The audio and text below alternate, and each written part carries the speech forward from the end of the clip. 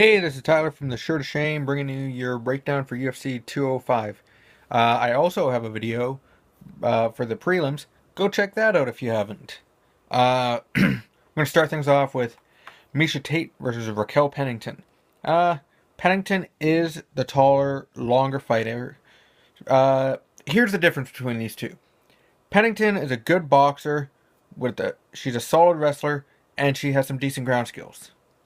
Misha Tate is a decent boxer, a great wrestler, and when she gets you down, you stay there. Uh, the main thing you have to Raquel has been on the rise. She's a good contender at this point, but I feel like Misha Tate is a tough matchup for her. Raquel, you saw the Holly Holm fight. Raquel looked good in that fight. She split decision, if I remember, or it was a close decision. Uh, Raquel is good. She's a good striker. That's her bread and butter. And she has wrestling to back it up. But Misha Tate is, I've said this in many videos. She is patient and she knows how to win. Uh, she once you get down, once she gets you down, you stay there. She will hold you down and wear you out every time. Uh, she is fine with losing the first round. So I predict Raquel taking that first round from her, but it just means that Misha's going to come back and get those next two rounds. So by decision, I'm predicting Misha Tate. It's just a safe choice. After that, we got Kelvin Gastelum versus Cowboy Donald Cerrone, or Donald Cowboy Cerrone, as it's actually said. Uh, Cerrone is coming into this one with a reach and height advantage over Kelvin, which is weird because he's a lightweight coming up to welterweight. So it's just kind of odd. Uh, when you look at the grappling, you see Kelvin has the higher pedigree. He's known more for his wrestling. But Cerrone has made leaps and bounds with his wrestling game over the last couple of months. You saw it in the Cote fight. You saw it against Rick Story Rick Story.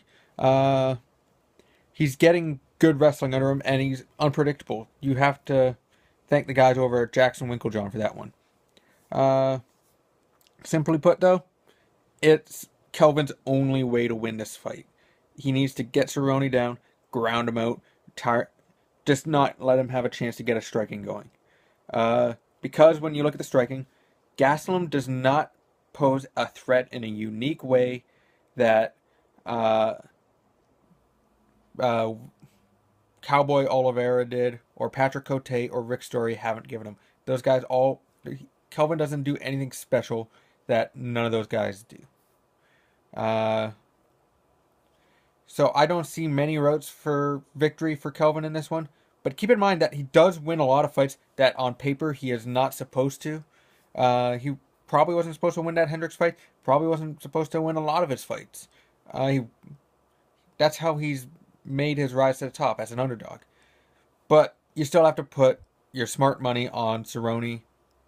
I will have to say KO. Then we got Chris Weidman versus Yoel Romero. Weidman's coming in with a height and reach advantage. Striking, I give these guys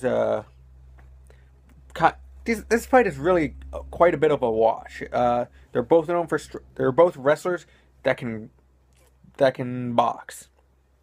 Uh, but you have to look at the one difference. Weidman is a little bit better at closing the distance and getting into boxing range. Yoel seems a little more confident with his kicks.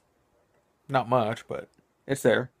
Uh, Romero is a slow starter. He walks in with a relaxed, confident appearance, while Weidman likes to let people blitz and wear themselves out a bit and then come back. But at the same time, Weidman is a powerhouse. If he hasn't lost too much of his power on his new diet, we saw it in his Luke Rockhold fight. His diet went a lot better, but he lost a lot of his power against Rockhold. When you look at the grappling, also a bit of a wash.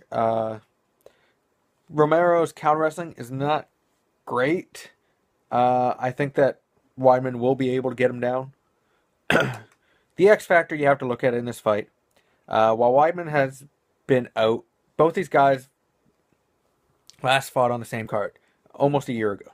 Uh, but in that time, Weidman has been going through surgeries, uh, trying to get back. Romero has been suspended, meaning he's been in the gym this whole time and working on his craft. We might be seeing a better Romero than we ever saw before. And Weidman, we're not sure what's coming back after losing to Luke Rockhold. Uh, so I'm actually going to pick Romero in this one. No confidence in that pick. Uh, but just for shits and giggles, I'm going to say KO. Next up, we got our first title match of the night. Yep, 3 title fights. So, and I can see all 3 of these going to decision. So, coffee up. It's going to be a late one on an already 6-fight card. Going to be a long night, but it's going to be worth it because we got Joanna Jędrzejczyk versus Karolina Kowalkiewicz. Anybody knows me knows that I am a huge fan of Joanna Jędrzejczyk. And let's just see, and we'll see if she can get past her.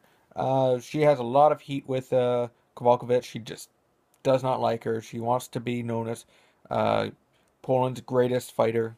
I guess everybody in Poland thinks that Kowalkiewicz is the best. When you look at the matchup, both of them are slow starters. Both come from a strong Muay Thai background where you do take the first round off so that betting can be done. Kowalkiewicz, if you're not familiar with her, she works a strong jab game and then slides in with a power punch. Sets it up, gets you moving backwards, makes you think that you're out of range, and then she lunges forward with a powerful, I think it's a left hand. I think she fights southpaw. I can't remember right now. She's got great knees in the clinch, effortless kicks. She just wraps them off. Joanna Jędrzejczyk, she's a counterpuncher. It's a great classic striking fight. The sniper in Kowalkiewicz versus the counterpuncher. And Kowalkiewicz, she curls up when she gets flurry thrown at her. And I think that's going to be trouble. When you have Joanna swinging a hammer and you just try and cover up, you're going to get picked apart. The grappling, Karolina has the more developed takedown game, but the grappling game plan has not worked out for much better wrestlers. It has not worked out for Esparza, Gadea, or Penne. So just look for a straight up stand-up fight. So I predict a long night for Karolina. I think it's gonna be the debut, one of the best showings out of Joanna. So I'm gonna say Joanna by decision, 25 minutes. Hopefully we don't have too many of these. Then we go into our welterweight fight.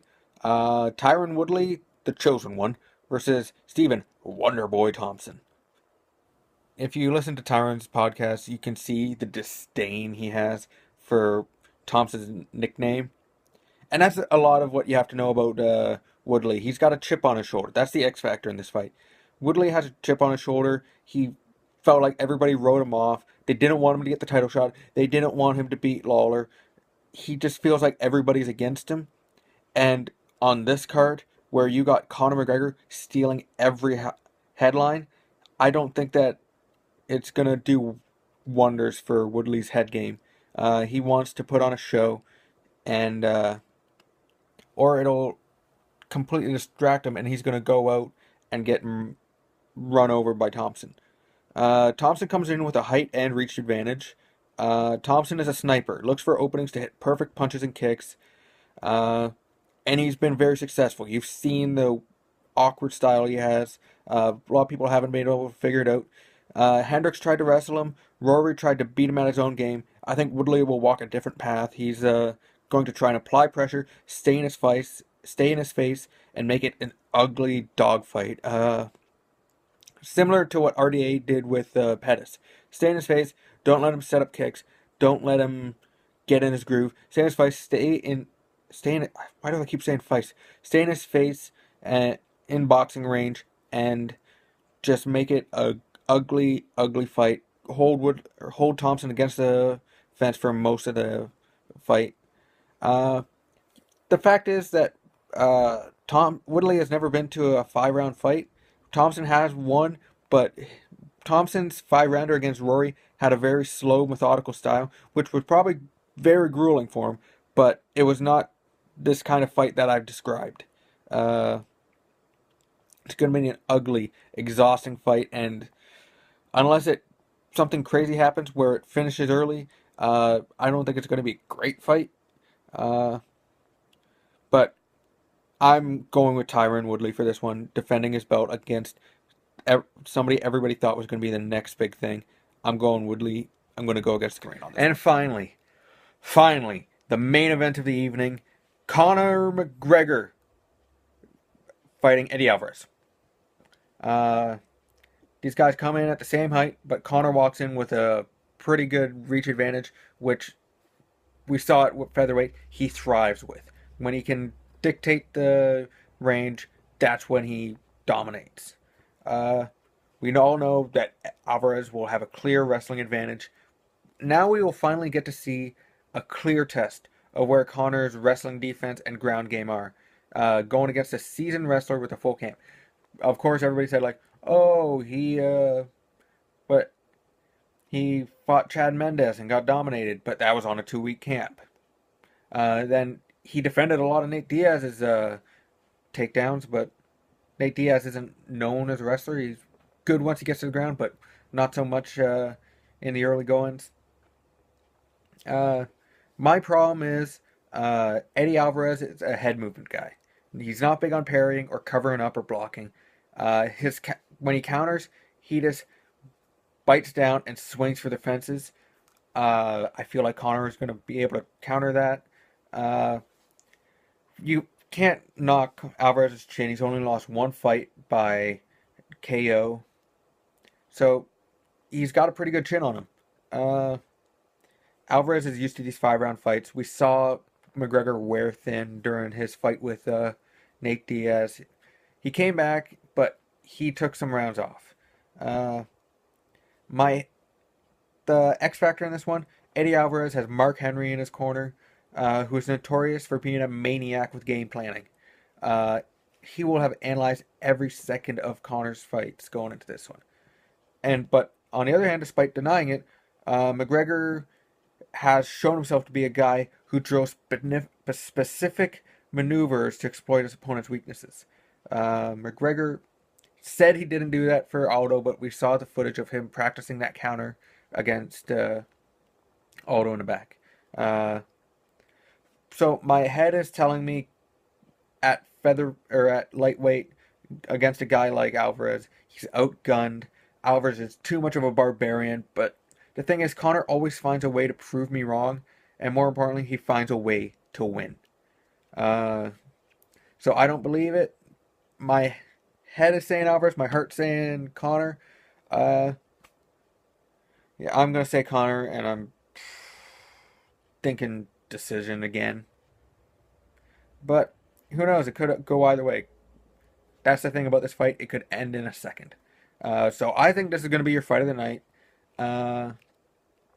And overall, a good night of fights. I'm looking forward to this. All right, I'll see you there.